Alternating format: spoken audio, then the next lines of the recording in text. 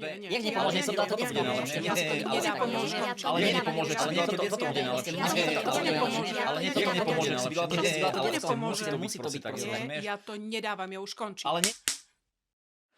Priatelia, veľa ľudí sa ma pýta, že prečo by malo stanovovať svojim deťom hranice. Či ich netreba nechať len tak, žiť niekoľko rokov a potom sa dohodnúť na tom, že nejaké hranice budú existovať.